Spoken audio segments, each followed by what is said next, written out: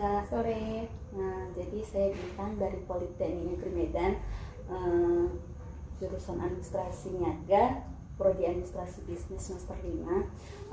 Ada tugas pelayanan prima, mewawancarai mengenai service excellence di boleh Kakak perkenalkan diri? Ya, boleh. Sebelumnya saya memperkenalkan diri dulu. Nama saya Juli Indestralahi. Saya dari Customer Service Mandanomon cabang Medan Tomang. Jadi Kak, ini ada izin mewawancarain. Jadi pertanyaan pertama itu hal-hal apa saja yang dilakukan customer service dalam melakukan service excellence terhadap customer-nya. Sebelumnya saya mau jelasin dulu ada beberapa yang harus kita lakukan untuk mencapai service excellence. Yang pertama itu ada mampu berkomunikasi dengan baik. Yang kedua itu kita mampu menguasai produk yang ingin kita jual. Kemudian yang ketiga itu memberikan respon yang cepat kepada nasabah. Kemudian yang keempat mampu meyakinkan pelanggan. Kemudian mampu menepati janji, dan yang terakhir mampu memberikan yang terbaik. Oke, sebelumnya saya jelasin satu-satu dulu. Untuk berkomunikasi dengan baik itu artinya bagaimana kita berkomunikasi dengan nasabah, apa kata-kata yang kita sampaikan ke nasabah itu dapat dimengerti dengan baik dan dapat dipahami dengan baik. Kemudian untuk yang menguasai produk yang dijual, gimana caranya kalau misalnya nasabah menanyakan tentang produk ke kita bisa menjelaskan dengan baik dan detail sehingga nasabah bisa memahami produk yang kita jual. Kemudian punya respon cepat. Gimana caranya kita memberikan respon yang cepat kepada pelanggan sehingga pelanggan itu nggak menunggu lama gitu, nasabah nggak menunggu lama. Kemudian mampu meyakinkan pelanggan. Contohnya kalau misalnya ada nasabah komplain ke kita, kemudian kita menjanjikan sebuah solusi, contoh untuk SLA-nya itu sekitar 3 hari kerja atau 5 hari kerja contohnya. Jadi kalau misalnya nasabah itu kira-kira ragu, gimana caranya kita bisa yakin pelanggan kalau misalnya masalahnya itu bisa terselesaikan dalam waktu yang sudah ditentukan. Kemudian mampu menepati janji.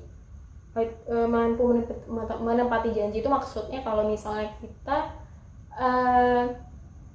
memberikan sebuah pelayanan ke nasabah dengan menjanjikan kayak melayani nasabah dengan waktu yang sudah ditentukan tadi, contoh SLA-nya berapa hari kerja, harus nasabah itu bisa kita yakinkan kalau memang benar masalah itu terselesaikan dengan waktu yang sudah ditentukan. Kemudian mampu memberikan yang terbaik. Kalau mampu memberikan yang terbaik itu sudah secara keseluruhan gimana caranya kita menanggapi komplain nasabah, gimana caranya kita memberikan respon yang baik sama nasabah, gimana caranya kita dari cara menyapa, menegur nasabah, melayani nasabah dari keseluruhan, pokoknya kita ngasih yang terbaik aja gitu. Kemudian gimana caranya nasabah itu bisa menangkap secara keseluruhan juga sih kalau misalnya kita udah memberikan yang terbaik. Jadi nasabah juga harus merasa nyaman sama kita gitu. Ketika nasabah datang, contoh dia mau transaksi atau transaksi apapun, mau komplain, dia bisa berinteraksi dengan kita dengan nyaman, dia bisa ngerasa aman, kemudian dia mendapatkan sebuah solusi gitu sih. Berarti kita harus lebih semangat dan sigap belajar. Iya. Terus ya, ini juga ada hal-hal yang tidak boleh dilakukan dalam melakukan pelayanan publik. Apa aja itu?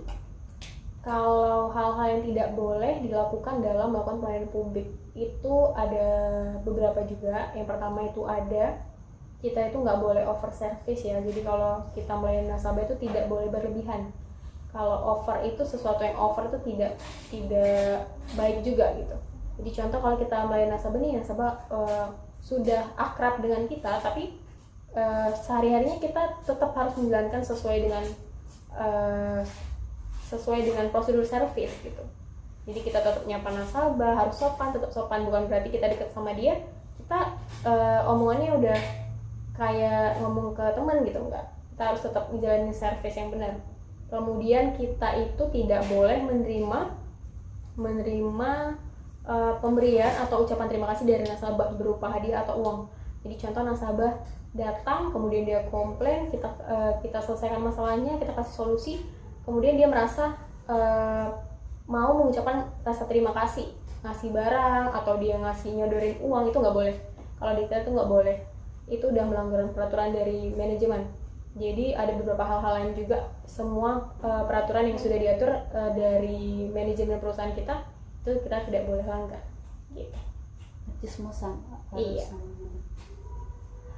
Jadi kesimpulannya berarti Kak, kita harus memberikan pelayanan itu yang terbaik lah buat nasabahnya. Iya, Mau dalam bentuk apapun. Iya. Terima kasih ya Kak buat waktunya, dan terima kasih juga udah menyempatkan waktu. Iya, sama-sama. Selamat sore Kak. Sore.